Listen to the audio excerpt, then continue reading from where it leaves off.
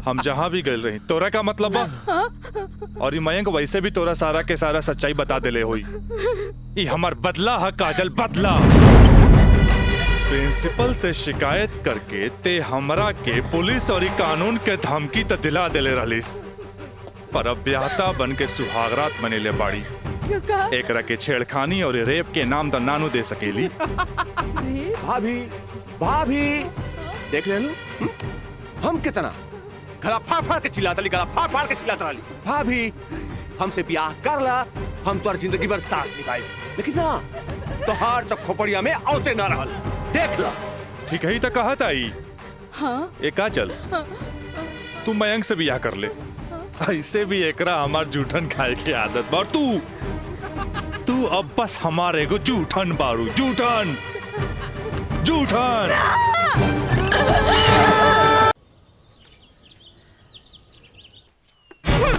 अरे अरे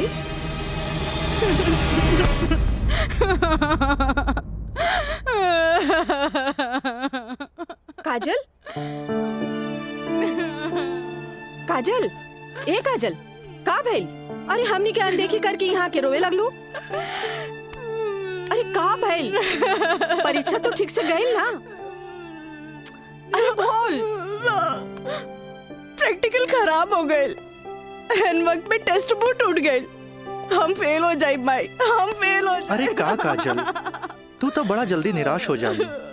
अब केमिस्ट्री थ्योरी में जहाँ तक हमनी सोचले रहनी, कम से कम तोहरा के 40 मार्क्स तो मिलबे करी। अब प्रैक्टिकल में मार्क्स नहीं हो मिली तब पास होके से के रोकी? बाकी मिथिलेश बाबू, हम तो प्रैक्टिकल में छोड़ के आ गए नहीं। अरे तो का भइल, इन्विजिलेटर 0 ही दिहन ना, इतना हदीर काहे होत बारू? हाँ, एग्जामिनर अगर एकरा के इशू बना ले, अब माइनस मार्किंग करें, तब बे फेल होए के बात हो सकेला। अरे तो रो रो के हल्कान भैला से का पास हो जेबू? ये देखा था, जा मुँह धो, भगवान सब ठीक करिए। जा का ठीक करिए। अरे अब कहा होई कुछ समझ में नहीं क्या, कुछ ना बुझाता हमरा के। माँ जी अब रहुआ परेशान मत होई, एकर थ्योरी पेपर बहुते बढ़िया गईल हा। अरे तो तुहार गाइडेंस रहे तबे ना। अरे साइंस के स्टूडेंट रही त गाइड कर देनी, एमे का। त ठीक बा, अब तू ही समझावा ओकरा के। ठीक है। आई लघु हो जा चुप। भैया एक सैंडविच लाइए। हाँ हाँ ले।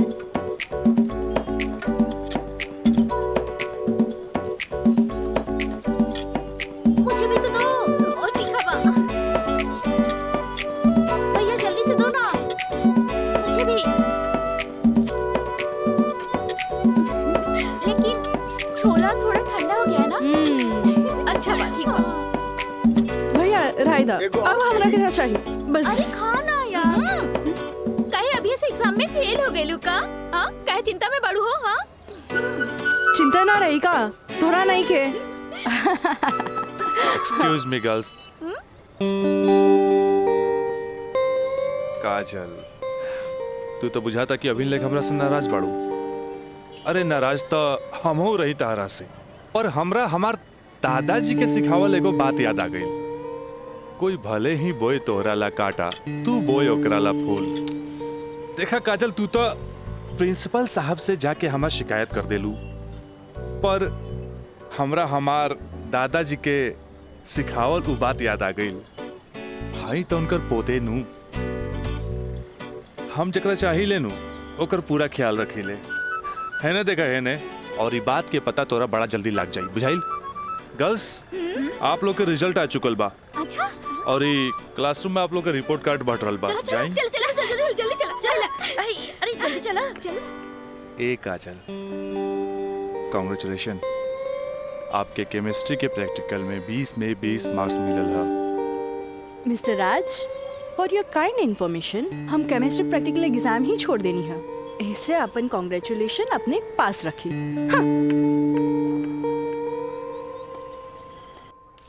Roll number 31। यस सर।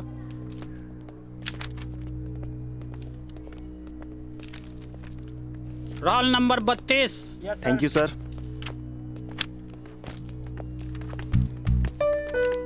Roll number 33।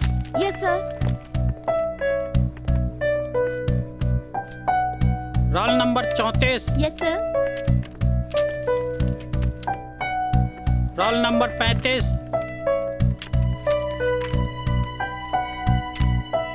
Roll number 36।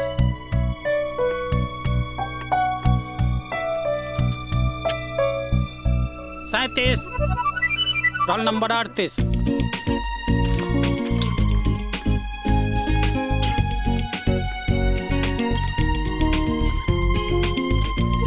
है ना, देखा है ने, और ये बात के पता तोरा बड़ा जल्दी लग जाए, बुझाइल?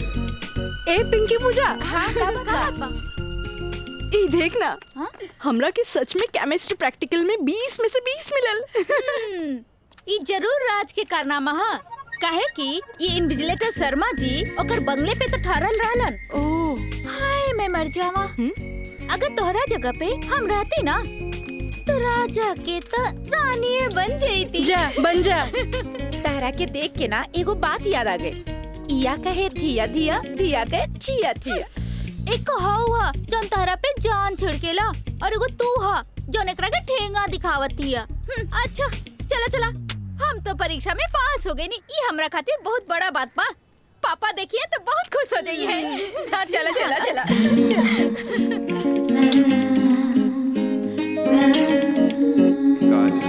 दादाजी के सिखावल एगो बात याद आ गई। कोई भले ही बोई तोहरा ला काटा, तू बोई ओकरा ला फूल।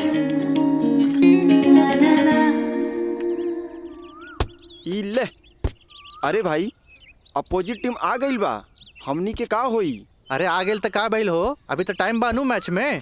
टाइम बा त का एहिजे बैठ के टाइम पास करबा? ए जब हमनी के मैदान में जाएम नु तो देख के थर्रा जाइलो, ठीक बा? अब चला जौन होई तो मैदान में देखल जाई, उहे देखल जाई। चलो राज भाई बॉल दे। तोहनी के इतना हड़बड़ी बना तब बड़ा सन, हम आवाता नहीं। चलो लोग चलो आवा।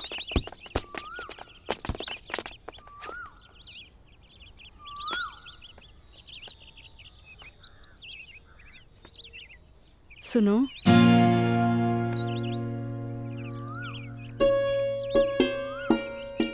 सॉरी राज, हम तोहरा के गलत समझनी, लेकिन तू तो सच में दिल के राजा बाड़ा। और तू ये राजा के दिल के रानी। ए काजल, हम तारा के बहुत चाहेनी। Thanks for chemistry practical marks. WhatsApp number मिली का? व्हाट्सएप? हाँ ठीक बा, ले ली। 8291 71 7752। 8291717752।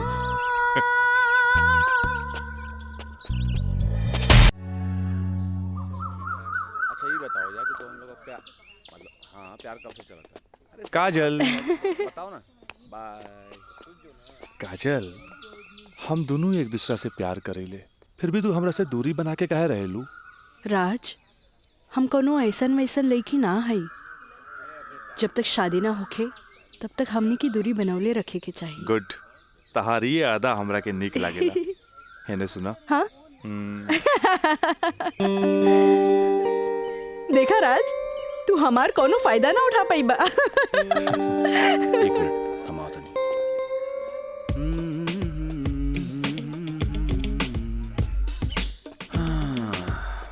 राज यार एगो बात बताई। काजल अब यार हमरा के भी अच्छा लगेगा यार। हम एगो बात बताई। तू हंसुआ के बिया में खुरपी नियन गीत मत गो। वो तोर भाभी लागी। का लागी? भाभी। चल।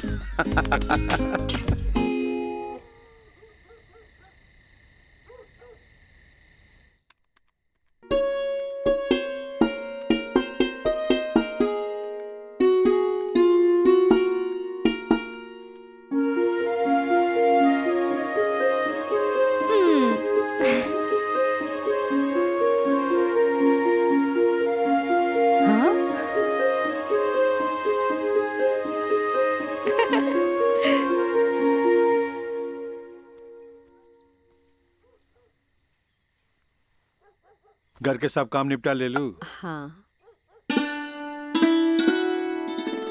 ब्लड प्रेशर के ई लो सर एज खात खात रउआ के सालन बीत गए। अरे एक बेर डॉक्टर से पूछ लेती कहीं गोलियां तो ना चेंज करे के बा। एकर साइड इफेक्ट भी होला। एक बेर हमार बाबूजी के पैर ऐसे ही सूज गए रहे, जब गोली चेंज भइल तो एकदम ही ठीक हो गइल। तू हमार कितना ख्याल रखेलू। अच्छा ये बतावा, तू अपन थायराइड के गोली खा लू कि ना? अरे कहाँ खाइला, 3 दिन से तो वो खत्म हो गइल बा। का गोली खत्म हो गई? तू हमरा का बतैलू ना कि गोली खत्म हो गई। अरे तू मरबू, तू एक दिन जरूर मरबू। फिर हमरा से ये ना कहिया कि हमार ख्याल ना रख ले। अरे जब मरिए जाए तो कहा बोला। तब तू का चाहेलू, हम जिए थे जी मर जाएं? हैं? दहाइला, आज के बाद हम हो दवाई ना खाई। और मारा चढ़ गई। हाँ? तलवा के लहर माथा पर चढ़ गई। अरे तलवा के लहर माथा पर ना चढ़ी तो क्या हुई? तू दवाई ना खाईबू तब बिस्तर पकड़बू। फिर घर के चूल्हा चौका घर बाहर के देखी। अरे हमरा तो कचहरी के काम से फुर्सते ना मिलेला। फिर बैठ के तुम्हारी सेवा के करी। अरे के करे कहा था सेवा? मत करब, मरे दे, मत ले बापन कचहरी से छुट्टी। तू तो यही चाहता रू कि समाज हमरा के रनवा बन के फिरत देखत रहे। हे भगवान माफ करी हमरा के। अरे तू हमरा के माफ करा। जाई। अब हमरा कोनो जुगाड़ करे के पड़ी। काजल। हाँ काजल के माथा चाटी। काजल, काजल जी का करता रू? पढ़ाई करत रही, वो इंटरनेट से कुछ नोट्स लेत रही। ठीक है काजल, तो क्या हमार क्रिया आज से तो हाथ ड्यूटी है कि तू अपना माई के रोज भोरे भोरे थायराइड के गोली देबू। अरे वो तक खुद मरी है और हमने सबके भी मार दी है। कॉलेज जायलू ना? जी बाबूजी, लाइब्रेरी में पढ़ाई खातिर कल संडे है, फिर भी हम जाए। ठीक ना बाबूजी? Good, very good. ऐसा ही पढ़े के चाहिए, तब तरक्की करबू।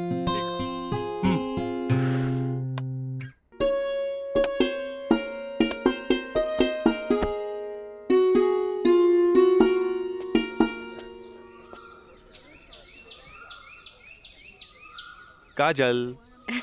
Thank you. काजल, हम दोनों एक दूसरा के बहुत चाहिए। पर जब हम हमरा फ्यूचर के बारे में सोचिले तो हम देखिले कि हमार बाप के पास बहुत दौलत बा। उनकर दौलत के संभालत संभालत हमार जिंदगी गुजर जाई। हमरा ये आम आदमी नियन नौकरी चाकरी करे के फुर्सते ना मिली। अब बस तू हमरा जिंदगी में हमार जीवन साथी बन के आ जा तो हमार जिंदगी एकदम मजे में गुजर जाई। ए काजल, तू काहे ना अपना बाबूजी से हमरा बारे में बात करेलू? बाबूजी से?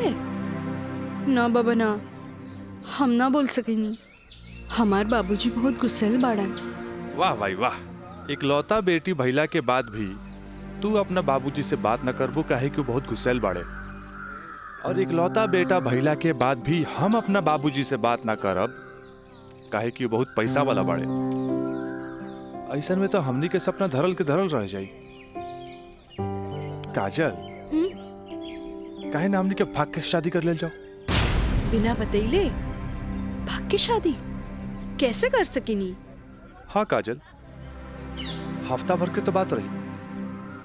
हमनी के भाग के कहीं भी शादी कर लेल जाए और ओकरा बाद अपना अपना बाबूजी के बता देहल जाई। सोचत का बाड़ू, तारा से ऊंच कूल और धनाट घर के हई। जब तू अपना बाबूजी के बतैबू नु तो ना कर पाई है। और हमहू जब हमरा बाप के बताएब कि हम भाग के शादी कर ले बानी तो नाहियो चाहते हुए भी तहरा के अपना बहू के रूप में अपना ली है। ए काजल, हम तहरा बिना एक पल भी ना जी सकीले। ठीक बा, हम कोशिश करो। इनु भइल बात। अब छोड़ा हम बाय।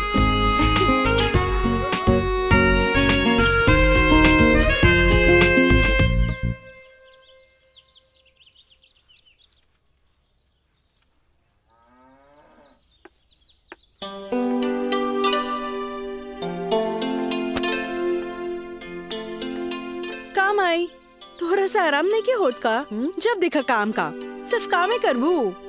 हमारा आराम के छोड़, ई बता हमरा से तोरा के का काम पड़ गई जे हमारा आराम के सोचे लगली? काम आई, हम तो हमेशा सोचनी ना माई। कॉलेज से एक हफ्ता एक्सकर्शन खातिर हमनी के हजारीबाग जाए के बा। हम डैडी से ये बात नहीं के बोल सकत। परमिशन दिला दे ना माई प्लीज। हमरा के मजौवा के समझ ले ली का? हाँ, अरे हमहू ग्रेजुएट बानी। ई होली में तोरा के कौन कॉलेज लेके जाता?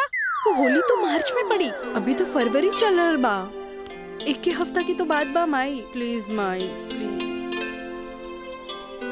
अच्छा, तोर बाबूजी आज ऑफिस नहीं खे गइलन, मिथिलेश के संगे बैठल बाड़े। कौनो शादी में जाए के बा, चल कोशिश करत आनी। Thank you Mai, thank you. Mithilesh, वो कहल जाला ना कि हाकिम के अगाड़ी या घोड़ा के पिछाड़ी ना रहे के चाहिए हैं? मजिस्ट्रेट साहब के इकलौती बेटी के बियाह, यही से हम खुद चलता नहीं तो हम न्योता तोहरे हाथे भिजवा देती। अरे रउआ चलती तो उनको भी खुशी होत। हाँ ए जी। लेकिन हाँ? ई का कहतिया? का कहतिया? अरे कॉलेज टूर पे एक हफ्ता खातिर हजारीबाग जाए चाहतिया। ये एजुकेशनल टूर आके पिकनिक? एजुकेशनल टूर अच्छा। बोली ना। ई तो निम्मन बात हो सर। स्टूडेंट्स के बाहरी दुनिया देखल उतने जरूरी है जितना विषय के ज्ञान।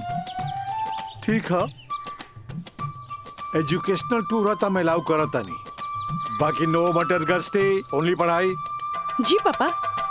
ये बतावा ये सब में कितना खर्चा आई? 2-3 हजार पापा। तू हमारे से 5,000 ले ला, ठीक है? थैंक यू पापा। चला हो, तू हमरा के दिखावा कि वो न्योता के कागज तैयारी के लिए बांध देले बानी। चलो आए। मिथिलेश, हम आवत हैं, बैठो। जी सर जी। Thank you so much Mithilesh बाबू, अगर रउआ ना बोलती तो ये हरगिज ना मानतन। अरे वो तो हम तुहार मुंह देख के साथ दे देनी। जा मजा करा। कैसन लागल? वाह सो ब्यूटीफुल। ये कहाँ लेके आ गई ला? पहले चला था तब ना पता लगी। उतरा। अरे स्टैंडवा कहाँ चल गई?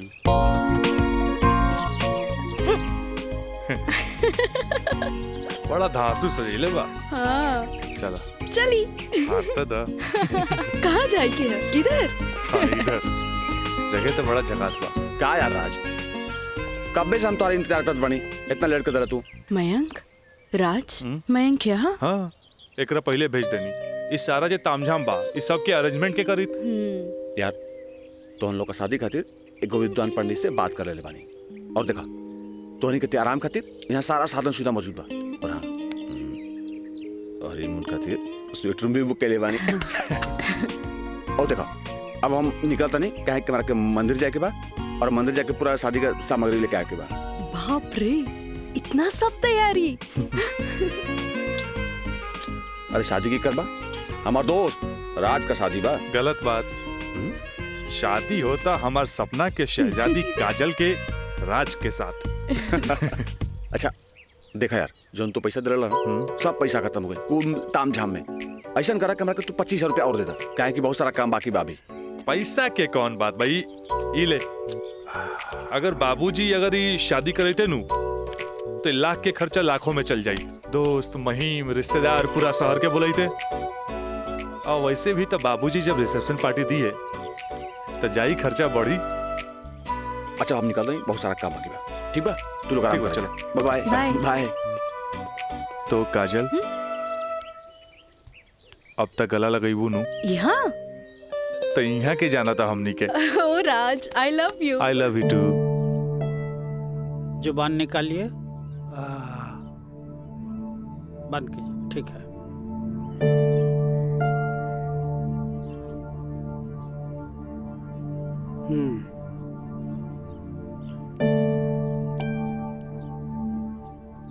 सांस लीजिए और जोर से।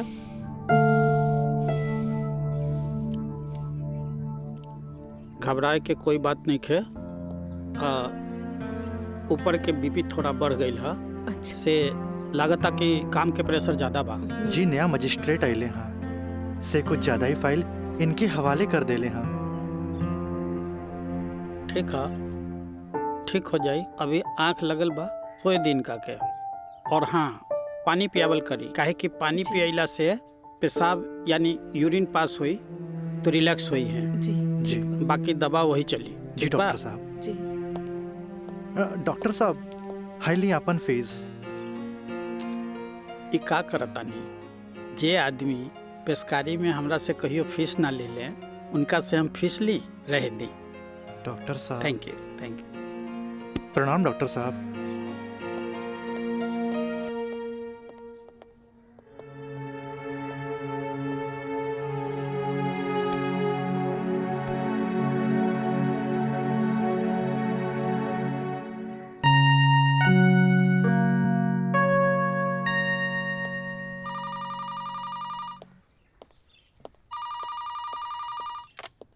हेलो, हम काजल बोले तानी।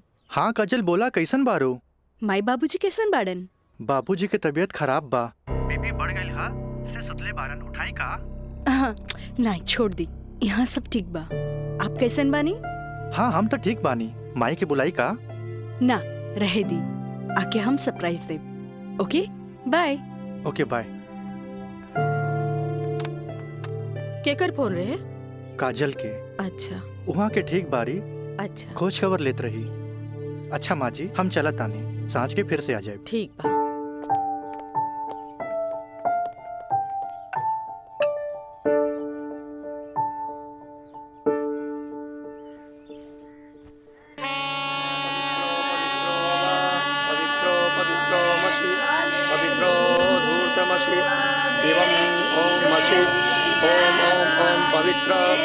पवित्राः केशवाय माधवाय सर्वेश्वराय अपितु स्वाहा तत्पुरुषाय स्वाहा। ओम नमः स्वदन्ताय सहस्राक्षाय सहस्रपदे पूर्वशे पवित्रमशे सर्व ऊर्ध्वमशे चन्द्रमशे ओमाय ओम ओम ओम ओम ओम बुधाय ओम पवित्रो वा पवित्राय नमः सावित्रे नमः पवित्रे नमः तत्पुरुषाय सर्वेश्वराय नमः ऊर्ध्वमशे पवित्रमशे सर्वमशे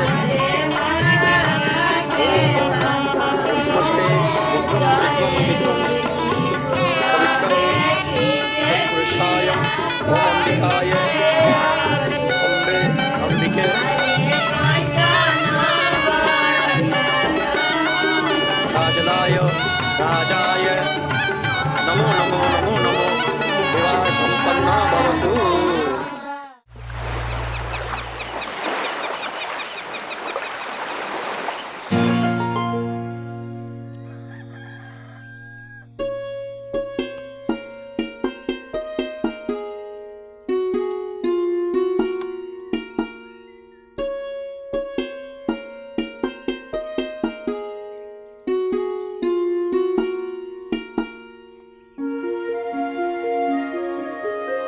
काजल, काजल,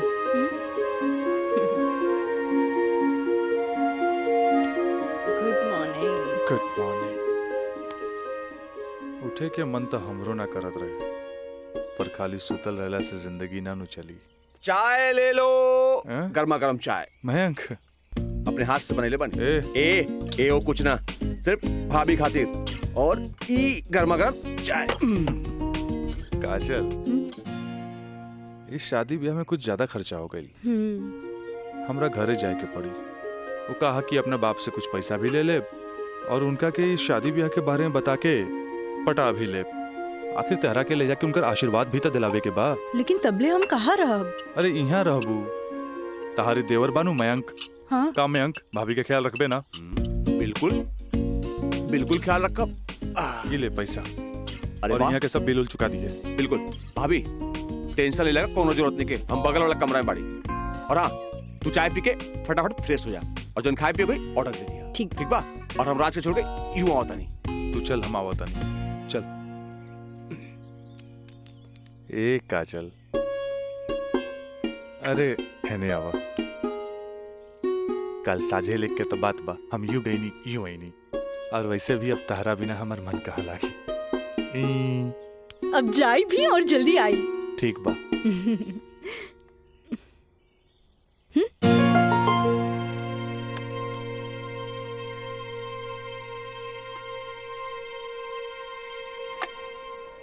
हेलो।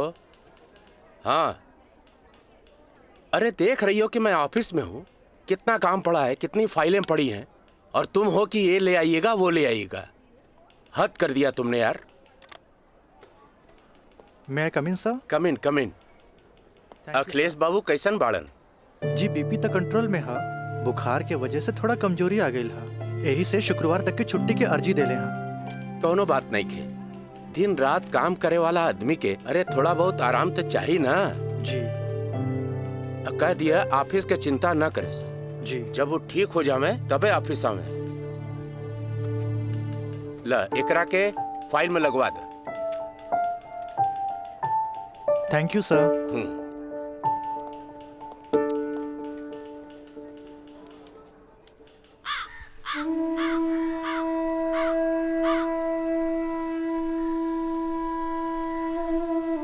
अरे भाभी आइए बेटी। भाभी क्या बात बा, बड़ा परेशान लागत बानी? हम राज के फोन लगा लगा के थक गए नहीं, कभी डेड टोन मिले था तो कभी आउट ऑफ कवरेज एरिया। तोरा पास उनकर कोनो लैंडलाइन नंबर बा? ना भाभी, और हम उनका दूर नंबर फोन लगा के थक के हार के बैठ गई। हैरानी की बात तो ये बाकी कि गैला के बाद ना कोनो खबर, ना कोनो कॉल, ना कोनो मैसेज। भाभी तू टेंशन मत ले, हम अपने को दोस्त के भेजले बानी, और जैसे ही खबर मिला था सबसे पहले हम तोरा के बताई। ठीक बा, हम अपन कमरे में बानी। अरे भाभी घबराए कोनो बात नहीं की, हम बानी ना।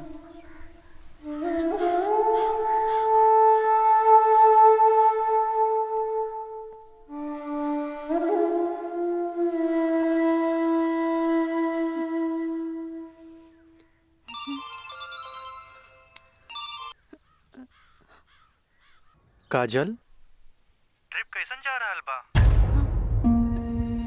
ट्रिप ठीक बा। का बात बा, तोहार आवाज में खनक नहीं खे? नहीं, ऐसा कोनो बात नहीं खे, हमार मतलब सब ठीक बा।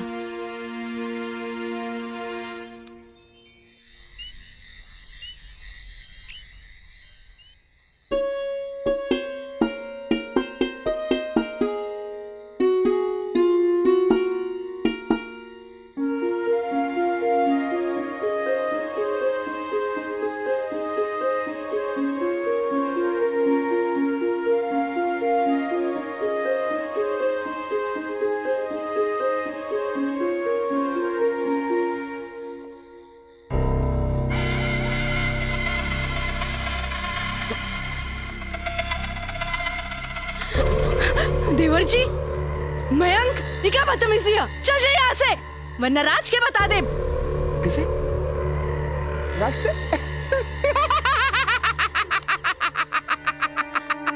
राज से? भाग गए? हाँ? आवेला नहीं खे? हाँ? तोरा क्या पता? हाँ? ये भी कुछ हो रहा बना? सब ओकरे प्लान के तहत हो रहा बा।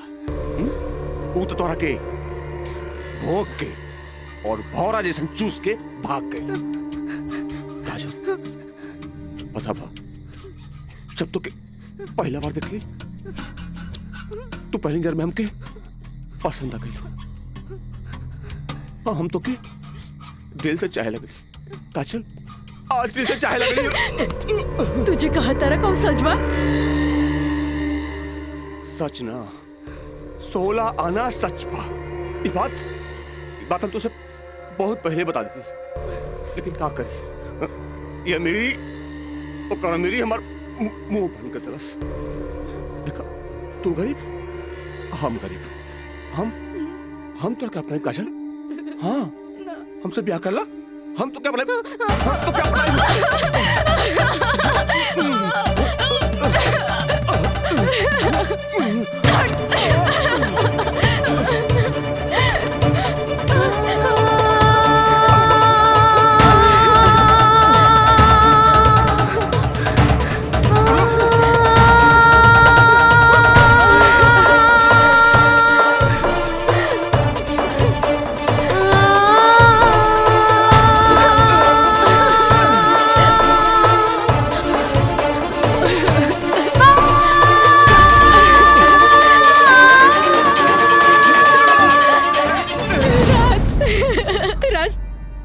चल गए रे हमरा के छोड़ के। ई महंग तो और काजल के बर्बाद करेंगे चाहत रहे।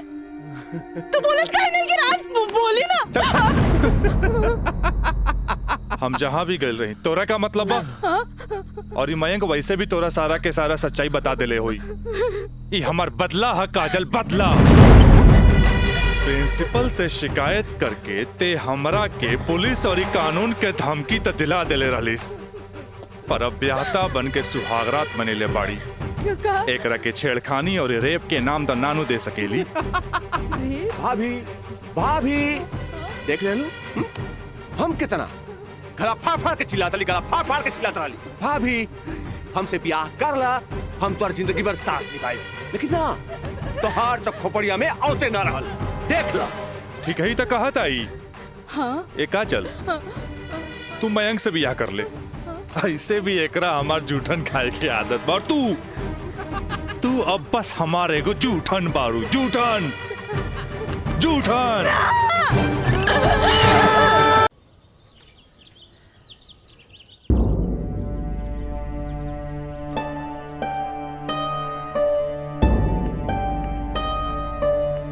काजल काजल कहाँ भइल मई बाबूजी के? अरे ये ठीक बाड़न, दवाई खा के सुतल बाड़न। रुका हम उठा देता नहीं। ना मैं रह दे, आराम करी दे।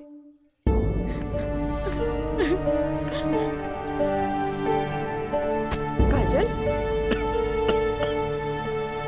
का भइल सर? सर का भइल?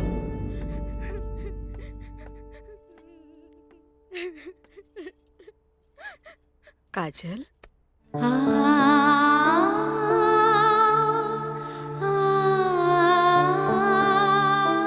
अरे इतना रोवे की कोनो जरूरत नहीं खेबी। तोर बाबूजी ठीक बाड़न। अरे वो तो बुखार के कारण ब्लड प्रेशर बढ़ गई रहे। इतना परेशान मत हो, इतना परेशान मत हो। माई हमरा से बहुत बड़का गलती हो गई। हम एक्सकर्शन में ना गए रहे, बल्कि हम अपन बॉयफ्रेंड के साथ गए रही। और वो हमरा के दगा दे गए।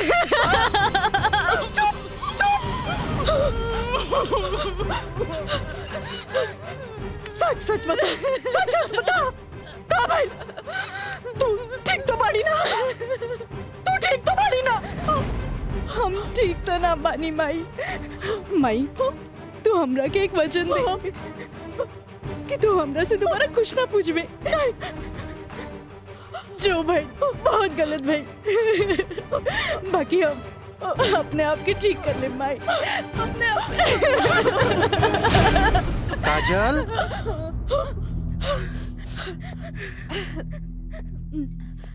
काजल बाबूजी तोरा के बुलावत आ रहे। चल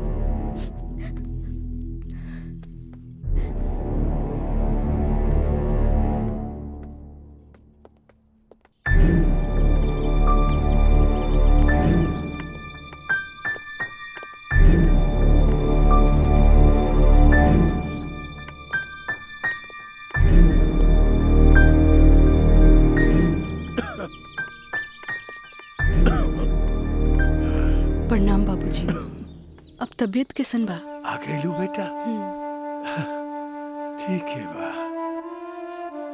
तू बतावा तो ट्रिप कैसन रहा, और अब आगे पढ़े के का प्लान बा बेटा?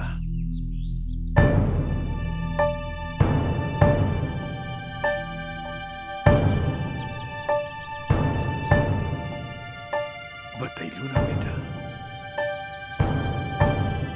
पापा हम वो साइंस ना पढ़ के लॉ पढ़े के चाहता नहीं।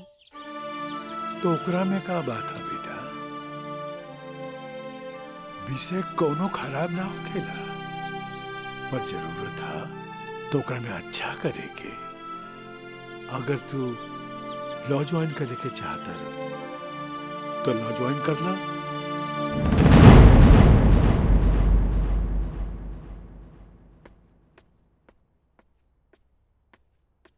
का काजल बेटिया तबीयत ठीक बानो?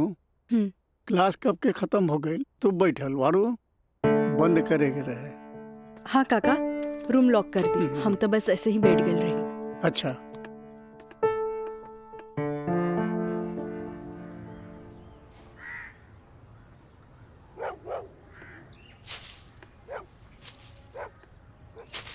काका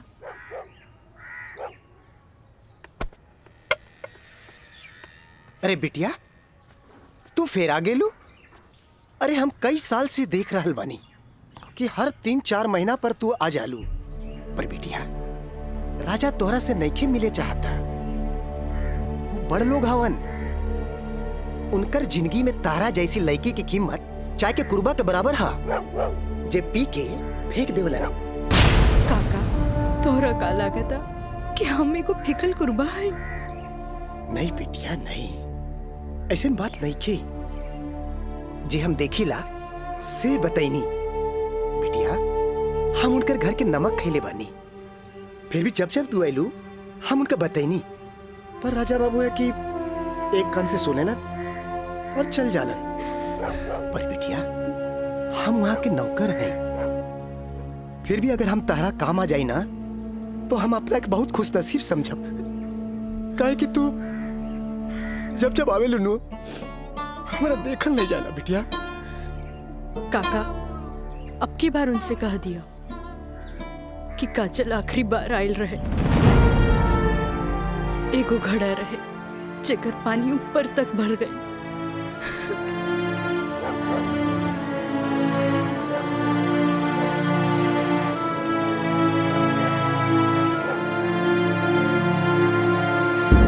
मैडम जी, ये कुछ बिल है, कारपेंटर बिल है, ये टेलीफोन बिल है और ये लाइट बिल है और कुछ वगैरह वगैरह काफी बिल है, आप देख लीजिए। माँ, ये मैनेजर साहब तारा के महीना भर के बिल और खर्चा के हिसाब दे देले। अब तू उठबू, उठ के जईबू, अलमीरा खोलबू, चेक निकलबू, फेन आके बैठबू, तब साइन करबू। हमरा माई के कितना काम करे के पड़ी। यही ला हम सोचने की काहे ना चेकबुक वाले के हम ही आ जाई। नीमन कैला।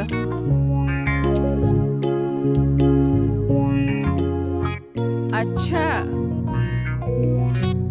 तो तू एम्मा अपन 50,000 का चेक पहले से भर ले बाड़ा, तभी तो हम समझे कि माई के इतना मस्का काहे के। माई, अब तू ही बताओ कि इतना अमीर बाप के लड़का हई तो दोस्त महीन के टाइम टू टाइम पे पार्टी तो देहे क्यों पड़ी ना। देव तो हमरा बाप के ना कट जाए की ना। का मैंने सब बिल्कुल राजा बाबू। जी ले अपन बाप का ना कोच कर। इनु भाईल हमरा दुनिया के सबसे बेस्ट माई वाला बात। Love you Mai. मैनेजर साहब। जी मैडम। इस सब रसीद आप एक साथ पूरा बिल कह के हमरा के दें, हम एक गो चेक काट देते हैं। जी मैडम। ठीक है? जी मैडम। हमरा ई बात के बहुत खुशी बा कि रवा लोग हमार ग्लोबल कंपनी में इन्वेस्टमेंट करे के चाहता नहीं। ये हमरा खातिर बड़ खुशी के बात बा। बाकी हमरा भी कुछ देखे के चाहिए ना कि हम दिन दुगना रात चौगुना करके रवा लोग के पैसा लौटा दे ताकि मार्केट में हमार साख बनल रहे। Of course. Excuse me gentleman. बाबूजी, हाँ, आप हमरा से वादा कैले रहनी कि आप हमरा नया कार किन के देब। अब हम खटारा हम ना चलाएं, बुझाइल नु। I want new car, okay? Yes, Raja is right. I am witness, okay? I will buy car for you.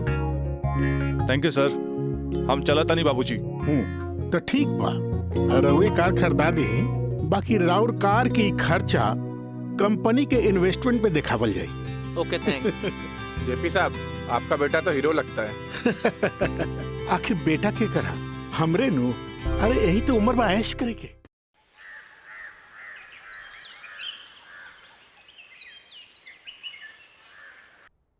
काजल जी, तारा के देख के हमें 4 साल पहले के काजल याद आवतिया।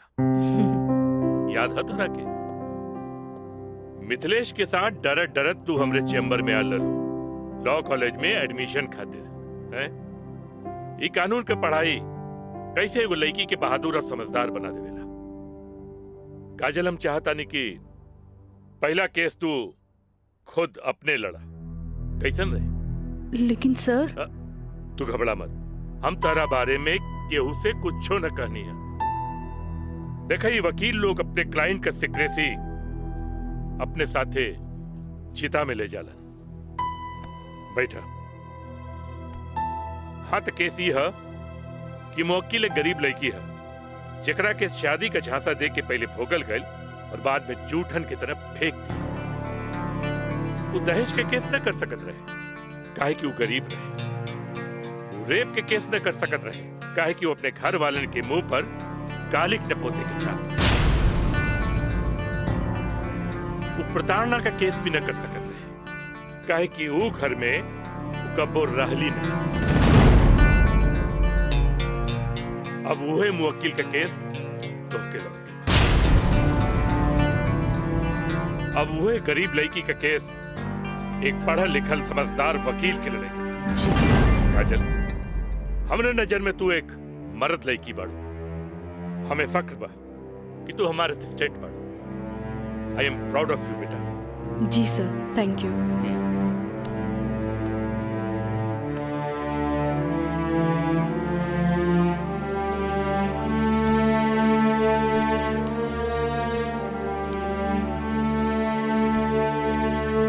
बाबूजी, लड़की हर मोड़ पे डरत रहेली। अकेले होके तो सुनसान से डर, भीड़ में होके तो लोगन के डर, जब हवा उड़े तो दुपट्टा उड़े के डर, केहू घूरे तो ओकरा आग के डर, बचपन में माई बाप के डर, बड़ होके तो भाई से डर। सिर्फ डरत रहेली, तब तक डरत रहेली जब तक ओकरा जीवन साथी ना मिल जाए। और हमार जीवन साथी तो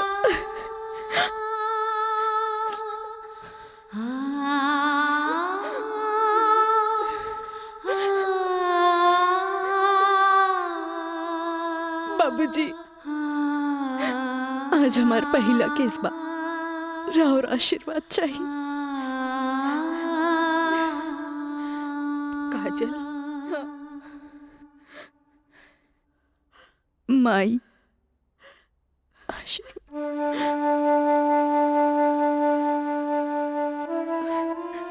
तोरा के वचन तो हम दे चुकल बानी, कुछ ना पूछेंगे। बाकी जौन काम में तू लगल बाड़ा, हमारा आशीर्वाद बा तोरा के कामयाबी हासिल हो।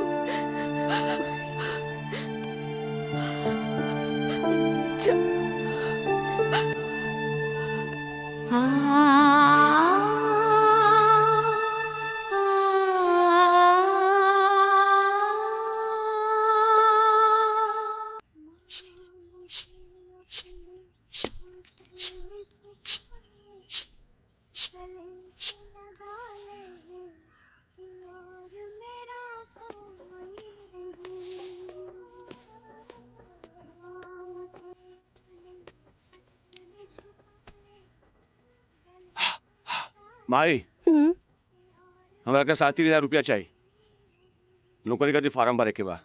काहे? वो तो हाथ दोस्त राजा, वो ना करेगा तोरी मदद। भाई, अब हमारा के केहू को मदद की जरूरत नहीं है। खुद नौकरी करे के बा, कमाए के बा, कुछ बने के बा। यही तो हम कहा था नहीं, उम्र हो चलल, नौकरी ना करबे तो कौन बाप अपन छोकरी तोरा से ब्याही। हमरा का, हमार जिंदगी के का, आज है कल ना रहा। फिर बहुत हो गए भाई, चल पैसा दे। दे पैसा, तोरा से मुंह लगाए बेकार है। पैसा पैसा पैसा। हाँ हाँ दे। देता नहीं।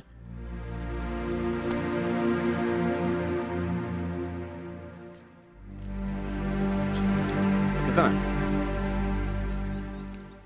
हम गिन ले ली, दे 500 और दे। ना नहीं, 500 और दे। का है? 3,500 चाहिए। देनी ना। चल अब ठीक काहे मांगता रे? चल जा, पैसा चाहिए।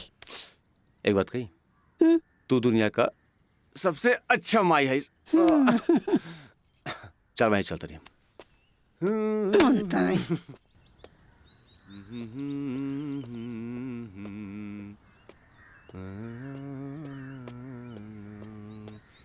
मयंक, काजल, तू इतना दिन बाद यहाँ? हमरा तोरा से कुछ बात करे के बा। चलो घर बैठा। यहाँ ना, चलो कॉफी डे में बैठल जाए। Coffee day? अरे सोचा मत, हम पियाई कॉफी तोरा। चलो ठीक। चलो।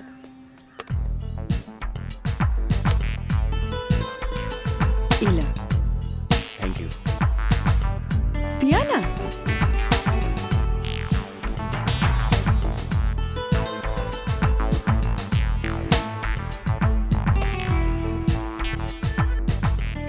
काजल,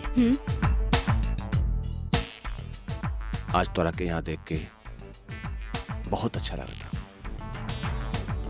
और एक बात बताई, पिछले 4 साल में कौनो ऐसा दिन ना गुजरल, कौनो ऐसा पल ना गुजरल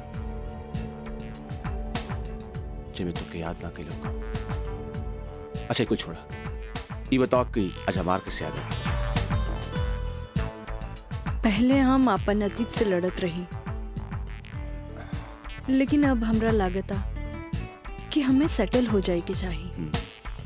बाकी तो ही बा कि के अपना ही हमरा के। अगर तुके प्रॉब्लम ना होके तो हम तोहरा के अपनाए। लेकिन हम गरीब हैं। अरे तो हम कौन अमीर बानी? हम तो गरीब बानी। हम और तू चाहिए तो अमीर हो सकत हैं। वो कैसे? हमार साथ दे के। जिंदगी भर साथ दे। ऐसे ना, प्रॉमिस करा। प्रॉमिस। चला। चला। हाँ।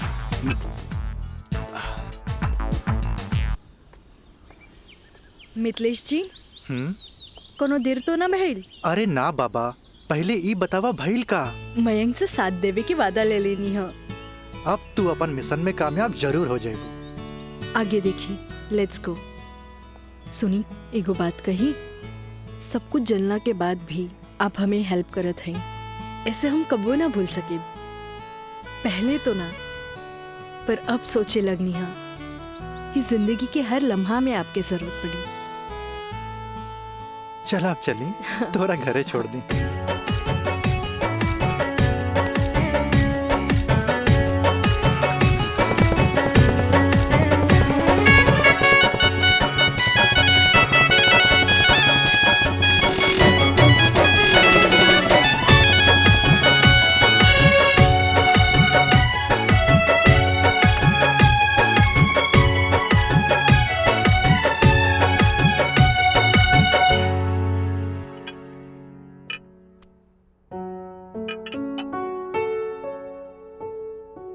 सुनी, एगो बात कही, सब कुछ जलना के बाद भी आप हमें हेल्प करत हैं, ऐसे हम कबो ना भूल सके। पहले तो ना, पर अब सोचे लगनी है कि जिंदगी के हर लम्हा में आपके जरूरत पड़ी। खाना लगा दी? ना भोला, आज तक ऐसा ही पेट भरल है। आज ना खाई बपने? ना। ठीक बा।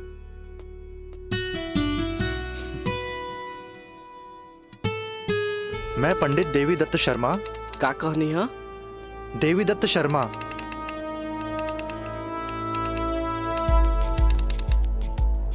सत्रह मई के भाईल। अच्छा भैया तनी जल्दी करी, देर होता।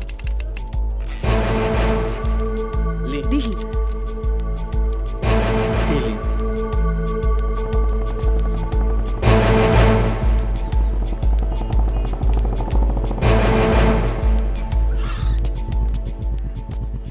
आ गए नहीं टाइप करा के? जी। लाइन दस्तखत हम कर दी। एली।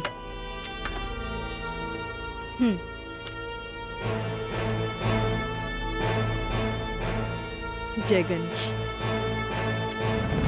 ई कामता हो गई। अब बैंक के दस्तखत लेवे के पड़ी। वो आप हमरा भी छोड़ दी, वो हम ले ले। ठीक है।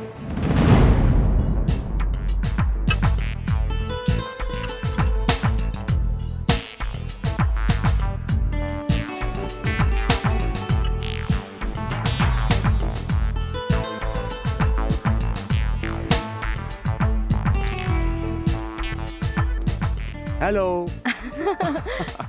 हाय। सॉरी यार, आवे में थोड़ा लेट हो गया।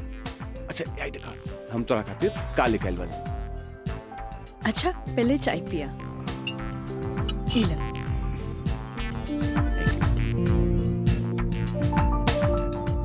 अंगूठी सोना के? हाँ। वह इतना हल्का? मन तरह की हीरा के लेके आई थी, लेकिन का करी, पैसा का तंगी। अच्छा ई बतावा, खुशहाल जिंदगी जिए खातिर तोहरा कितना पैसा चाहिए? 20 लाख। अगर हम तोहरा पूरी 50 लाख दी तो कैसन रही? उसे ही रही, समझ ला अनार के आंख मिल गई। तो चला फटाफट ई पेपर पे साइन कर दे। अरे पढ़ा मत, यही से हमनी करोड़पति बन जाए। हाँ, हाँ ल। ठीक। डॉलर भी कदम तो गिरब तो हर बहिया में ना।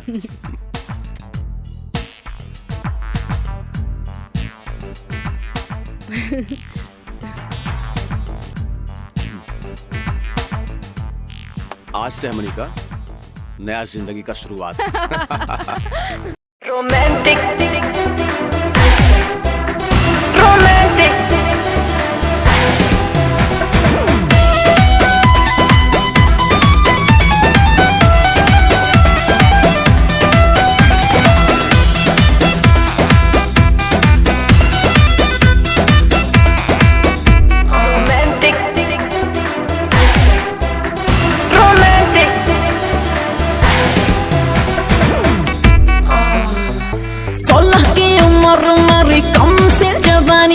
खोज रही हूँ ऐसा मुंडा जो हो खानदानी। हाँ 16 की उम्र मेरी कम से जवानी, खोज रही हूँ ऐसा मुंडा जो हो खानदानी। इंग्लिश नहीं चलेगा, ना चलेगा हॉटी। तो कैसा चलेगा? रोमांटिक रोमांटिक रोमांटिक रोमांटिक मर्द से करूंगी मैं शादी, तभी तो साले साले बढ़ेगा आबादी। रोमांटिक मर्द से करूंगी मैं शादी। मीना, मंजू, रेखा, कस्तूरी के डांस देख के कुछ समझ में आयल? अरे सरकार के देख के बाजार बदल जाला, बाजार के देख के साहूकार बदल जाला, आ घोड़ा के देख के सवार बदल जाला, शिकारी के देख के शिकार बदल जाला। ऐसे ही मेहमानों के बदले पे सत्कार के भी बदल देवे के चाहिए। अरे पहले के जमाना कुछ और रहे कि मर्द नाजो आदा पर लुट जात रहे, लेकिन अब जमाना बदल चुकल बा। आज के जमाना के मर्द सबके कमर तोड़ नाच पसंद आवेला। जितने कमर हिलेबू और सीना झटकईबू, मर्द उतने जल्द तोहर दीवाना हो जाए। दिखाओ करके। अरे ऐसे ना, ये देखो। कस्तूरी बाई, कस्तूरी बाई। चाहे नसीब चाहे नसीब तक लिया। बहुत दिन बाद तशरीफ लेनी राजा बाबू। भला ऐसे भी केहू केकरो भूल जाला? आए बैठ।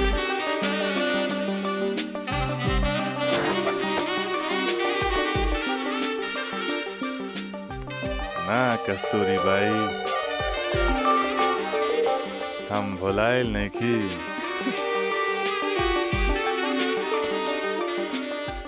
वो तो बस हमार शादी होके वाला बा, ओकरे तैयारी खातिर हम अपना माई के संगे खरीदारी में बिजी रही। फुर्सत पाते तहरा लगे आ गई नहीं। अच्छा एगो बात बतावा, कौनो बेहतरीन डांसर बा हमरा बियाह में नाचे खातिर? बानो एगो नया परिंदा बा। हाँ। मंजू, राजा बाबू का उहाँ ले जा जहाँ आज निराली का प्रोग्राम होता। आई जाए।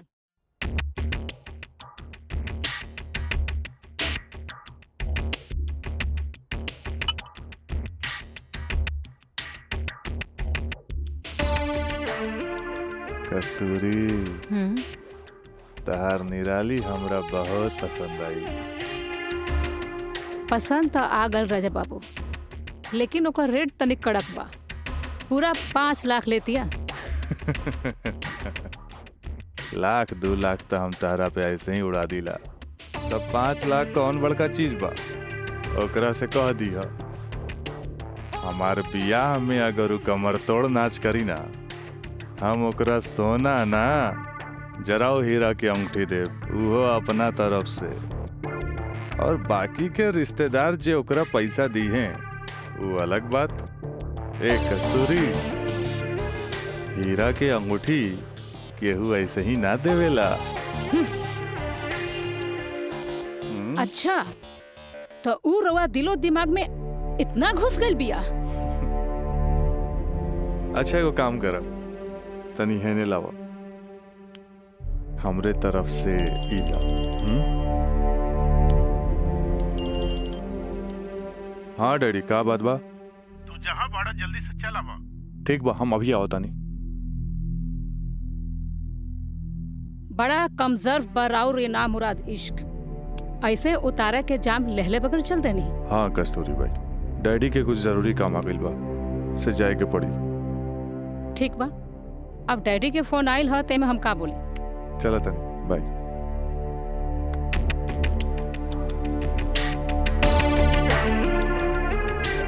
हीरा के अंगूठी तो दे गई, लेकिन तेरा दिल में गड़ल निराली के तीर निकाले के पड़े।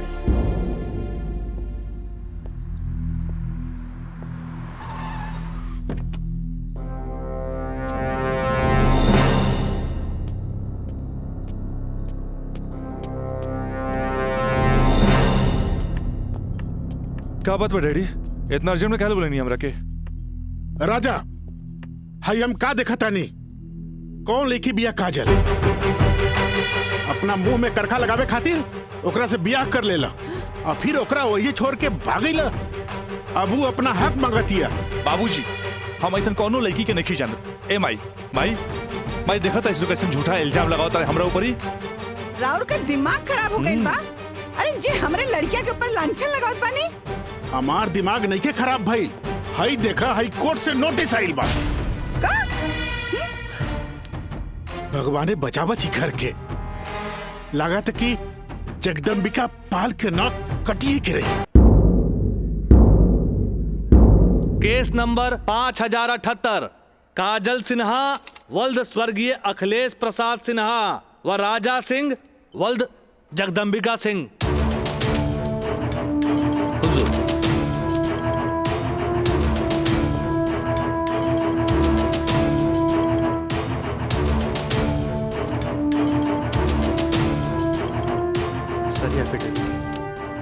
केकर गवाहन के।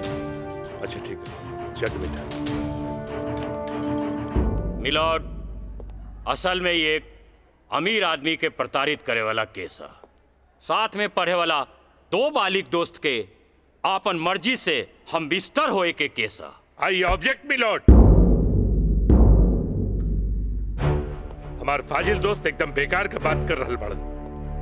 सच्चाई तो यही है कि हमार मुवक्किल काजल का बिया राजा के साथे बाकायदा मंदिर में भैल रहे, और यह 2 गवाहन के एफिडेविट। एगो राजा का सबसे खास दोस्त मयंक और दूसर बियाह कराए वाला पंडित। आप देख ली। 4 साल बाद हमार फाजिल दोस्त के मुवक्किल कहाँ रहले?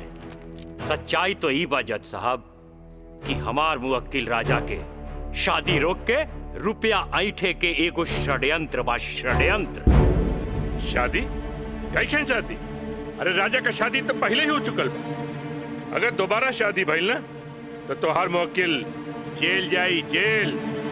बस जज साहब बस, हमू इनका से यही पूछा तानी कि आखिर ये किस्सा 4 साल बाद ही काहे उठावल गई, बताई? हम बतावा तानी जज साहब।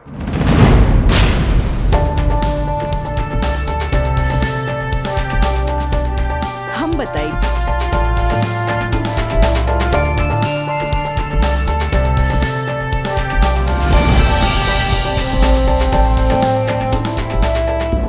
मिलॉर्ड, हम चाहेब कि ये केस हम खुद लड़ी। ई रहल हमार बार ऑफ अटॉर्नी के रजिस्ट्रेशन।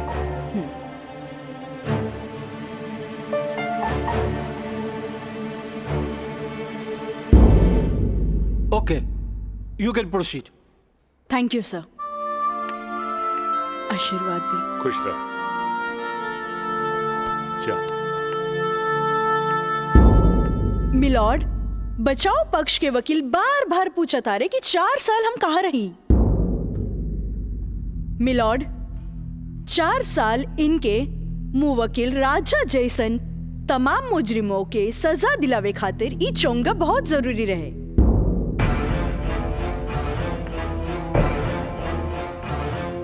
मिस्टर हैदर काज़मी साहब, अब समझ में आयल कि 4 साल हम कहाँ रही कि और डिटेल बतावे के पड़ी। तो मिलॉर्ड, हम केस के स्टडी खातिर हमरा के कुछ समय चाहिए। हाँ, कोर्ट इंस्ट्रक्ट करती है कि राजा की शादी रोक दी जाए जब तक कोर्ट का फैसला ना हो जाए। बचाव पक्ष के वकील की रिक्वेस्ट पर यह कोर्ट मुअत्तिल की जाती है।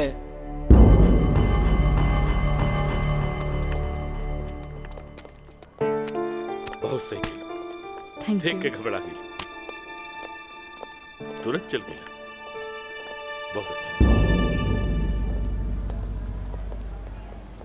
ए वकील साहब, कोर्ट से समय काहे ले लेनी हो? तका करती तू हमरा के बतेबो ना कैला कि लड़की खुद वकील बिया। अरे तय से आपके का फर्क पड़ी? तू का समझबा कि हमरा का फर्क पड़ी? वो लड़की के आईपीसी आदि कानून के सब धारा मालूम हुई। एक खातिर हमरा के जीरा में सावधानी बरते के पड़ी। खैर तू चिंता ना करा, अब अगला तारीख लेवे दा हमरा के। वकील साहब, अगला तारीख रहुआ जल्द से जल्द ले लिहल जाओ और रहुआ पैसा के चिंता एकदम न करब। हम पैसा के चिंता ना करब, अगला तारीख जल्दी ले ले हम। चलो चलो बाबूजी, चलो चलो।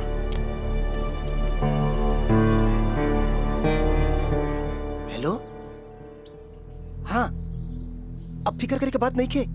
अरे तहार काम हो जाई, हम समझ गए नहीं, एकदम में समझ गए नहीं। हाँ,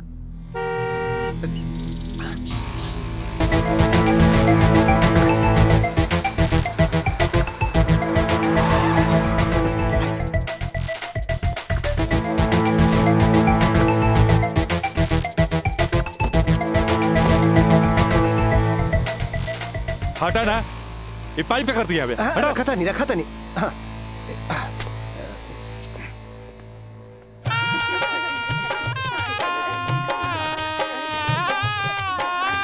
बंद करो ये सब नौटंकी, ये शादी ना हुई। अरे हटा यार, ये सब हटा। अरे ऐसे ना शुभ बात काहे करे तारा? हम सही कहा था नहीं भाई, अभी भी आना हुई। अरे ही का? अरे तो हर दिमाग खराब हो गई लड़का। बियाह करे से पहले हमरा से पूछ लेना रहा का? का जरूरत है ऐसा बियाह करे के? का करती? वैसे ना मानत रहे हम कानून से बचे के खातिर बियाह के नौटंकी कर देनी। तो जाके ओकरा बुला करके घर लिया बा। अरे बाबूजी, अगर ऐसा ला के खड़ा कहीं नू तो ऐसा कितना पतों से तारी घर भर जाई बुझाइल। तो फिर का करबा तू? अब हम देखें हमरा का करे के बा। बहुत हो गई, बहुत हो गई। हटा सब। देखा देख रहा लू ना तू? एकर दिमाग चल गई बा।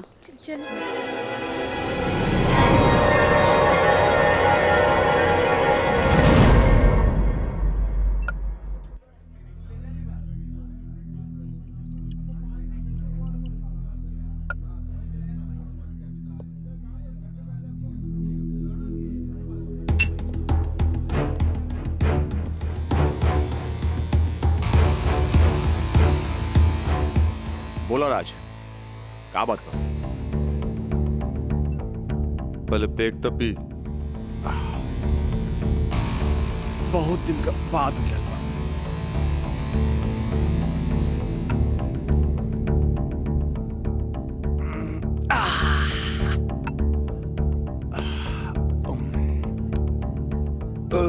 अब बतावा का बात बा?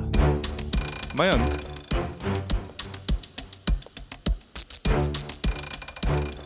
भाई तोरा अपन बयान बदले के पड़ी। एफिडेविट के बाद भी? दोस्ती खातिर।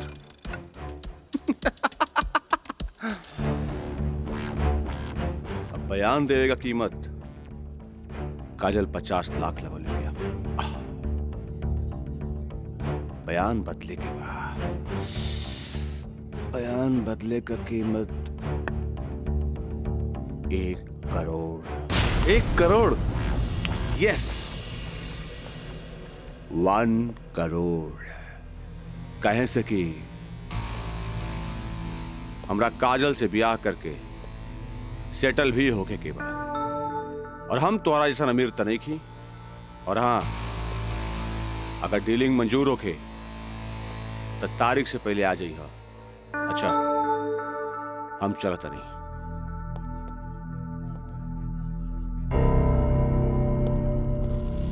हमार बिल्ली हमरे से में आओ।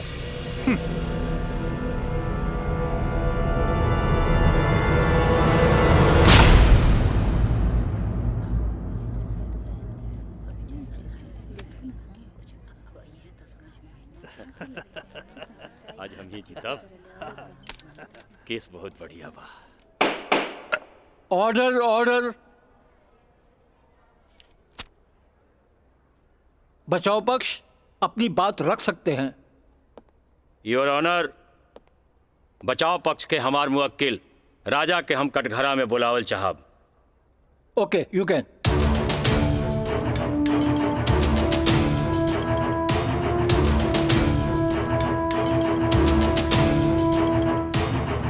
हम गीता पे हाथ रख के कसम खाता नहीं, जे भी कहब सच कहब, सच के सिवा कुछ न कहब। हाँ तो मिस्टर राजा, आप अपन बचाव में का कहल चाहते नहीं? जज साहब, हम ये बात माना तानी कि हम और ये काजल कॉलेज के दिन से एक दूसरा के चाहता नहीं। अपना अपना मर्जी से हम दोनों भाग के शादी भी मंदिर में कर लेनी। होटल के बिल और ही शादी के खर्चा कुछ ज्यादा हो गए रहे, यही से हमरा घर वापस आए के पड़ल। पर जज साहब, हमार इरादा बिल्कुल नेक रहे। हम सोचनी कि हम घर वापस आके अपना पिताजी से कुछ पैसा भी ले लहब और उनका के शादी के बारे में कुछ सच्चाई भी बता दे। जज साहब, हम बिल्कुल निश्चिंत रहे कि काजल के देख रेख ला वहां हमार जिगरी दोस्त मयंक तो बढ़ले बा। पर जज साहब, जब हम वापस लौट के गई तो वहां के नजारा देख के तो हमार होशे उड़ गई। जज साहब, हमार नई नवेली दुल्हन काजल हमारा जिगरी दोस्त मयंक के बहिया में गलबहिया खेलत रहे। I object milord. ई सरासर झूठ बोलत जा रहलन ह। Objection overruled. मिस्टर राज, आप अपना बयान जारी रखिए। जज साहब, तब खटाक से हमारा दिमाग में एक बात याद आ गई कि कॉलेज के दिन में हमार जिगरी दोस्त मयंक हमरा से बोले रहे कि वो काजल के पसंद करेला और काजल भी ओकरा के पसंद करेली। पर जज साहब, हम सीधा साधा आदमी हो मेरा तेकरा देवर और भाभी के मजाक के रिश्ता समझ लेनी। लेकिन जज साहब, ई सरासर झूठ बोलने जा रहल बारन। I object milord. हमार दरख्वास्त बा वकील साहिबा से कि इनका जे कुछ भी कहे के बा बुलैला पे कटघरे में आके कही है।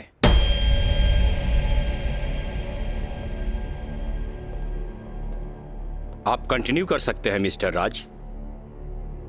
जज साहब, कोई भी आदमी अपना बीवी के केहू दूसरा के भैया में देखी तो ओकरा मन मस्तिष्क पर का गुजरी, ये आप अच्छे से समझ सकीले जज साहब। मिलॉर्ड, ई सरासर झूठ के पुलिंदा आपके सामने रखल जा रहल बा। कोर्ट के गुमराह करे की कोशिश करी जा रहल बा। तया पानी ना कोर्ट के सही रास्ता दिखावे वाली। अरे घबराई ना, जल्दी ही रहुओ के बयान देवे के समय मिली।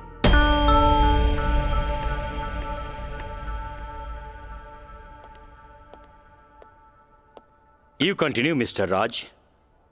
जज साहब, समय के साथ साथ हम तो अपना आप के समझा लेनी और एक बुरा सपना समझ के हम सब कुछ भूल के काजल के अपनावे खातिर भी तैयार रही। हम आज भी काजल के अपन धर्म पत्नी मानी ले, अपन धर्म पत्नी मानी ले हम काजल के। That's all my Lord. हम चाहब कि वकील साहिबा काजल सिन्हा के कटघरे में बुलावल जाए, वो भी वकील के तौर पर ना, मुद्दई के तौर पर। इजाजत है।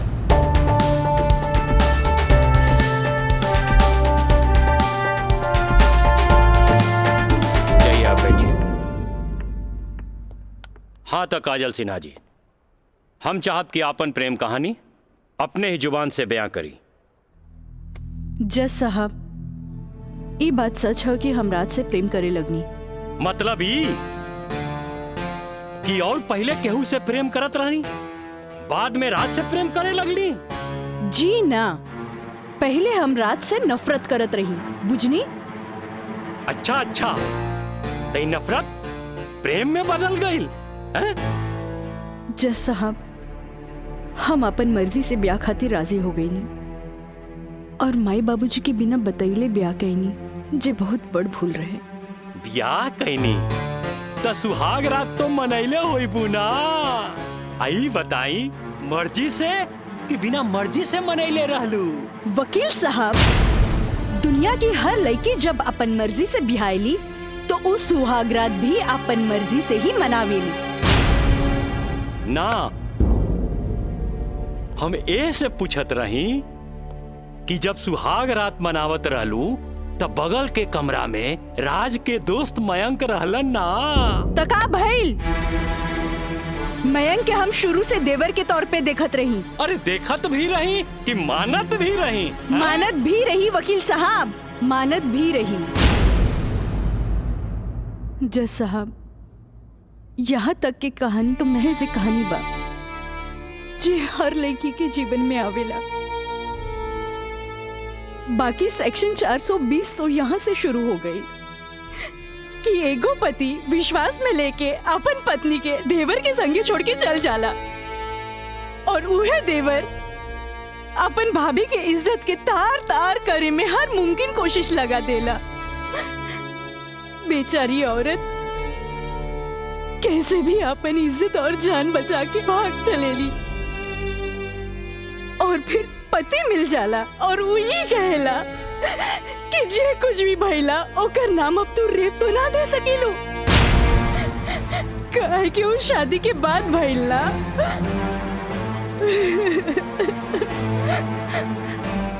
और रहल बात शादी के, तो तू सो कॉल देवर से कर सकेलू, काहे के ओकरा हमार झूठन खाए के आदत है। जज साहब, हमार सगरो अरमान चूर चूर कर दिहल गइल। हमरा कुछ समझ में ना आइल, आखिर हम करी तो का करी? हम परिवार से मजबूर हो गए नी जज साहब, हमरा झूठन बना देल गइल। हम झूठन हो गई नी, हम झूठन हो गई। मिलॉर्ड, अब इनका मेलो ड्रामा झूठ हो या साच, इससे साफ जाहिर होला ई झूठन कहां बारी। जबकि हमार मुवक्किल मिलॉर्ड एक झूठा सपना समझ के इनका के अपनावे खातिर तैयार बा। इतना ही ना मिलॉर्ड, हमार मुवक्किल के पिताजी जगदम्बिका पाल जी एक लिखित बयान में मिलॉर्ड इनका के बहू बनावे खातिर तैयार बाड़े। इली काजल, जबकि राज, उसके परिवार और यहाँ तक कि उसके पिता भी तुम्हें एक्सेप्ट करने के लिए राजी है, फिर तुम्हें क्या प्रॉब्लम है?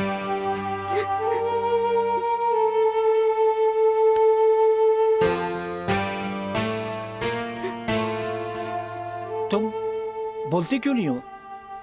कुछ तो बोलो। मिलॉर्ड, वहाँ मर जान के खतरा है। वाह मिलॉर्ड वाह, जौन परिवार के जिला जवार में रिस्पेक्ट बा, जौन परिवार पर आज तक कोनो क्रिमिनल केस नहीं थे, वो परिवार के साथ इनकर जान के खतरा बा। Now picture is very clear my lord. जज साहब, हम वकील साहब से ई पूछे के चाहतानी, जब इनकर मुंह वकील और उनकर पूरा परिवार वो लड़की के एक्सेप्ट करे के रेडी बा, तब उनकर घर में दूसर शादी की तैयारी काहे चलत रहे? हमरा त लागता कि ई लोग कानून के अंधा समझ के ओके बेवकूफ बनावे चलल बा। आज के लिए कोर्ट मुअत्तल की जाती है। The court is adjourned for further dates.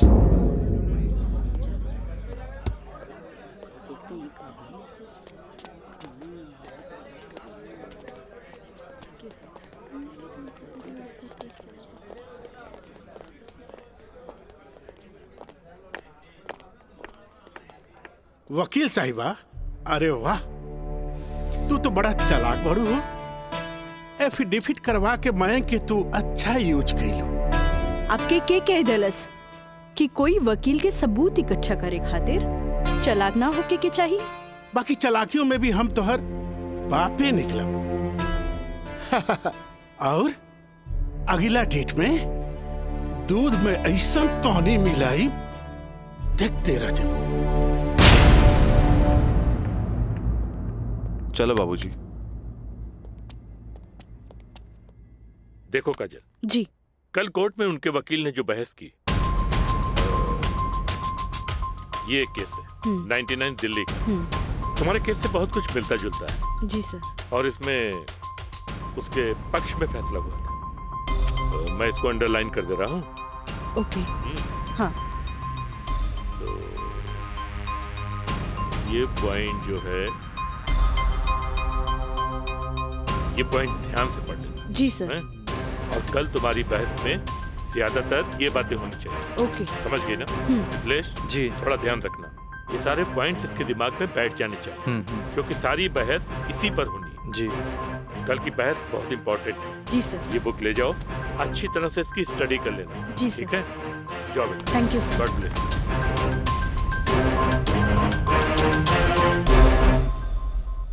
आँख कहेली कि एक नया इंसान देख ले, लेकिन दिल कहेला कि ना।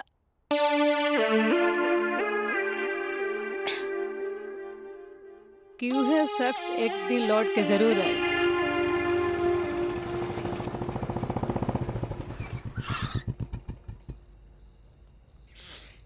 जफाव ने मारा, वफाव ने मारा। निराली, अरे निराली, मुझे तेरी अदाओं ने मारा।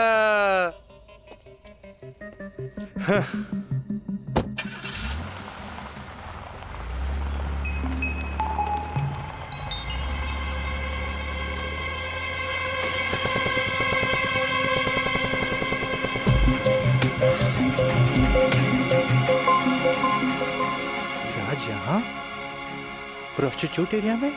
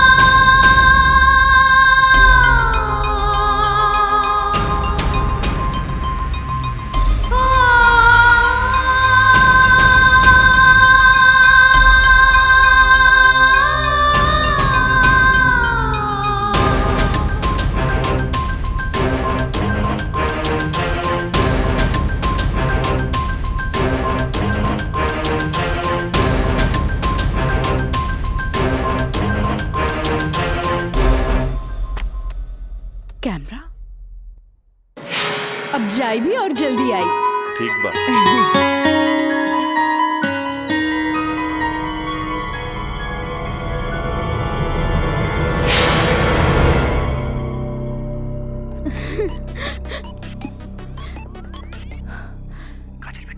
हाँ काका, काजल बोला तानी। काजल बिटिया काम हो गई। का काम हो गई काका? जल्दी से 3 कोनवा पर आ जा। ठीक है काका, अब तानी। का बात है? केहू देखत तो नहीं खे। इला तहार दिहल कैमरा और ई रहल कैमरा के चिप बिटिया। हे भगवान, बहुत बच बुचा के आइल बानी ताकि केहू के शक ना हो। थैंक यू काका। अरे रिका बिटिया, देखा बिटिया, भगवान के घर में देर होला, अंधेर नहीं खे, और भगवान तारा बहुते कामयाबी दी है। अच्छा बिटिया जी। अच्छा बिटिया, हम जाता हैं। ठीक बा।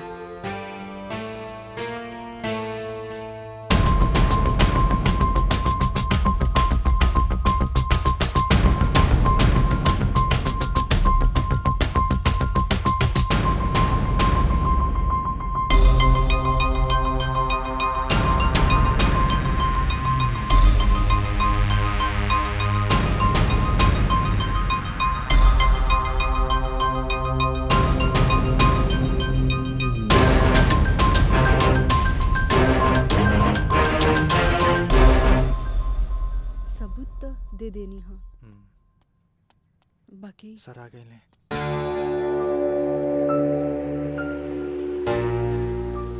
प्रणाम सर। खुश रह काजल। वो लोग समझ ले रहन की तमाशा होई, बाकी तू चुप रह के बाजिए पलट देलू हैं। तू जौन भी सबूत हमरा के देले रहलू, हम सब स्टडी कर ले बहुत सही है। I am proud of you बेटा। Thank you sir. God bless you. Mithilesh ji, कल कोर्ट पे मिले जाए। ठीक बा सर। ठीक है, चलो। प्रणाम सर।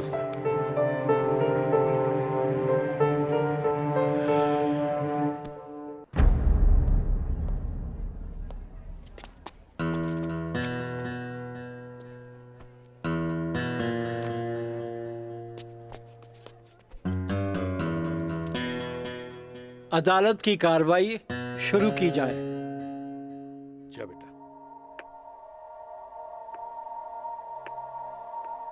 मिलॉर्ड, असल में ई केस एगो अय्याश अमीर आदमी के अय्याशी के केस है। साथ में पढ़े वाली छात्रा के अपन अय्याशी के जाल में फंसा के ओकर असमत से खेले के केस है। I object milord. हमार वकील साहिबा के शायद दिमाग खराब हो गई बा जी। हमार मुवक्किल पर बेबुनियाद घटिया इल्जाम लगा रहल बाड़ी। मिलॉर्ड, जेकरा ई घटिया और बेबुनियाद इल्जाम कहतारे ओकर बुनियाद हा। हम चाहे कि इनकर मुवक्किल राजा के कटघरे में बुलावल जाए। इजाजत है।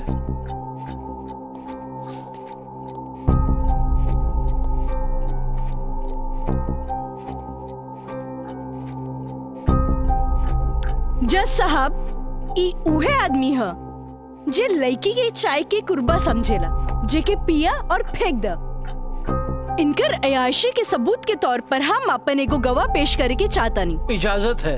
Thank you.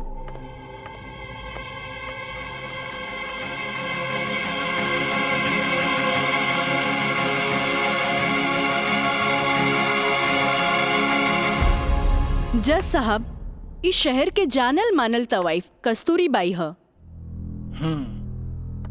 हाँ तो कस्तूरी बाई, ई जे सामने कटघरा में खड़ा बाड़न, का आप इनकरा के पहचाने ली? अरे इनकरा के कैसे न पहचाने? ई तो हमार पुराना ग्राहक राजा हवन। Good, thank you. अब जा सकेनी। हाँ तो जज साहब। I object milord. हमार वकील साहिबा हमार पर्सनल क्लाइंट के केस के रुख के बदलल चाहता रही। आखिर केस के ई बात से का वास्ता? वास्ता हाँ जज साहब, वास्ता हाँ।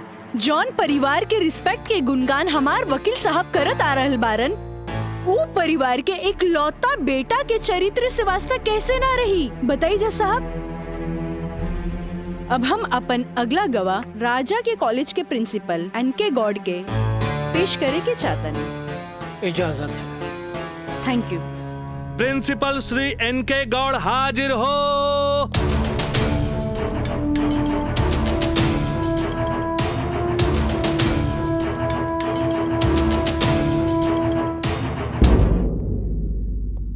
हाँ तो प्रिंसिपल साहब, आपकी कॉलेज की एक छात्रा काजल सिन्हा के साथ जब ई शख्स सरेआम छेड़खानी कैलस और जब वो आपसे रिपोर्ट करे के बाद पुलिस में जात रही, तब आप का कहनी? हम ओकरा के पुलिस में जाए से रोकनी और राज के हिदायत देनी कि आपन आदत से वो बाज आवे, काहे कि हम ना चाहत रही कि रसूखदार परिवार पर कोई आँच आवे। Thank you. नोट किया जाए मिलॉर्ड। रसूखदार सुनल गई ना जज साहब, हमार वकील साहब के हिसाब से जॉन परिवार पे एक भी क्रिमिनल केस ना हो, हुई भी तो कैसे। खैर, अब हम सबूत के तौर पर इस रसूखदार परिवार के एक लौता बेटा के जिगरी दोस्त मिस्टर मयंक के पेश करे के चाहता नहीं। इजाजत है। गवाह मयंक हाजिर हो।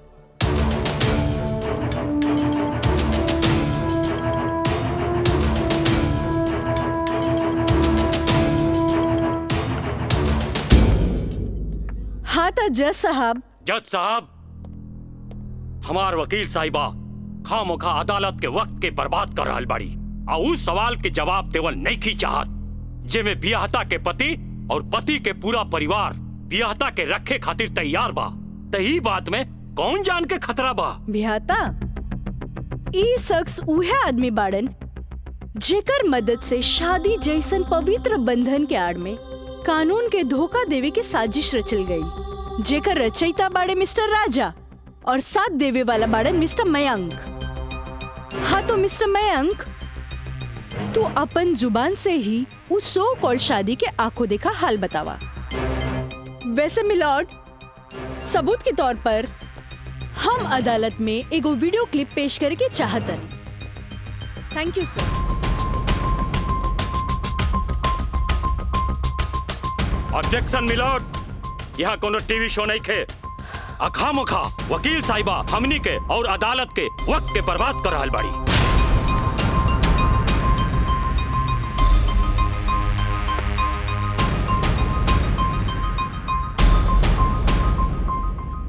जज साहब, वीडियो क्लिप में साफ दिख रहल बा कि दुल्हा दुल्हन के दाएं बाएं ना बल्कि आमने सामने बैठाल गईल ह, जे हिंदू रीति रिवाज से बिल्कुल गलत बा और ऐसे नहीं से भइल काहे कि पंडित से शादी ना करावल गई, एक बहरूपिया से पंडित के रूप धरावल गई। आप यही क्लिप के साथ पंडित के बयान खुद से देख ली। जज साहब, हम रेलवे कर्मचारी हैं, रुपया के लालच हमरा के नकली पंडित बने पर मजबूर कई देलस। जज साहब, हम एक गरीब आदमी बानी और पैसा का लालच बड़े बड़े लोगन के अच्छा और बुरा समझे का शक्ति के छीन लेला। हम तो एक गरीब आदमी बानी। दोस्त के कहला पर हम एगो भलता आदमी के पुजारी बना के इन लोग का ब्याह करवा देली। आखिर हम भी क्या करती? जज साहब, काजल की खूबसूरती का हम दीवाना हो गए और काजल के पावे खातिर हम समाज और कानून के हर सीमा के भी लांग गईली। हाँ तो जज साहब, हमार दूसरा वीडियो क्लिप देखी जे ई साबित कर दी कि धारा 420 से शुरू हो करके धारा 376, 375, 362, 361, 120B के उ लड़की के साथ अंजाम देल गल बा। और जज साहब, लगे हाथ हमार दूसरा वीडियो क्लिप भी देख ली प्लीज।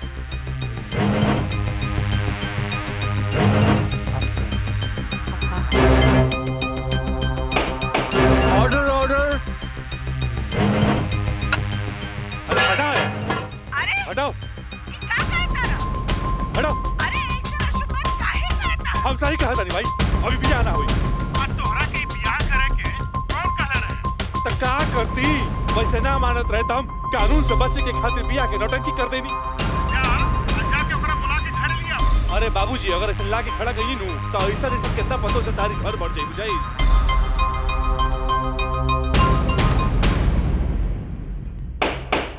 Order order.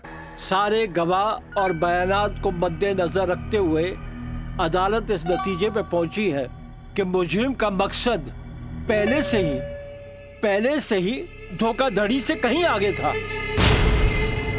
क्योंकि उसका मकसद उस लड़की को धोखा ही नहीं देना था बल्कि उसके साथ शारीरिक संबंध स्थापित करना था। और यह भी साबित होता है कि मुलजिम ने बलात्कार को शादीशुदा जिंदगी को एक व्यवहारिक रूप देकर कानून को धोखा देने की कोशिश की है। इसलिए अदालत धारा 420 से बढ़कर इसे 376 एक रेप केस करार करती है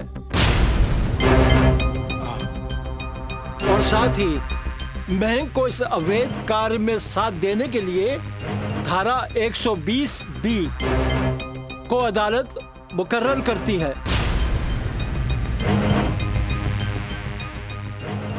धारा 376 के तहत मुलजिम राजा सिंह को 9 साल एवं उसके साथी महंग को धारा 120 बी के तहत 4 साल बामुशक्कत कारावास की सजा देती है और पंडित देवी दत्त को नौकरी से बर्खास्तगी के साथ आईपीसी 34 एवं 120 बी के तहत 2 साल की सश्रम कारावास देती है। और अदालत जगदम्बिका पाल सिंह जैसे हर अमीर बाप को यह हिदायत देती है कि पुत्र के मुंह से उनके उल्टे सीधे कारनामों में बेटों का साथ न दे। और इन्हीं फैसलों के साथ अदालत आज बर्खास्त की जाती है। Thank you.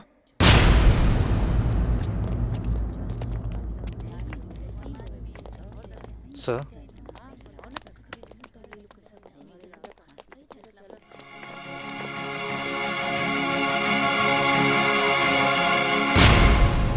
ए बेटा, हम तोरा बिना हम कैसे जियब रे? ए बाबूजी हम आज बात जान गए नहीं कि झूठ कितना भी ताकतवर क्यों ना होके सच के आगे हमेशा छोट पड़ जाला। एक औरत अगर अपना आदमी के बना सकेली तो वह औरत अपना आदमी के बर्बाद भी कर सकेली। बाबूजी हम कबो औरत जात की इज्जत न कईनी, उनका के अपना पाव के जूती समझनी, पर हम भूल गए रहनी की जन धन दौलत पे हम इतना घमंड करे ले। बाबूजी वो तो एगो लक्ष्मी के रूप है। बाबूजी हमारी गलती माफी के लायक तो नहीं खे, पर हो सके तो हमरा के माफ कर दे। बेटा, तुहारी पश्चाताप के आंसू में तुहार पाप सब धुल जाई रे। चलिए इंस्पेक्टर साहब। Kajal, congratulation, I am really proud of you. Congratulation तो हमरा के बोले के चाहिए, काहे कि जीत हमरा लिए अकेले पॉसिबल ना रहे जे आप हमार साथ ना देती। Good, I am really proud of you Kajal. Thank you sir.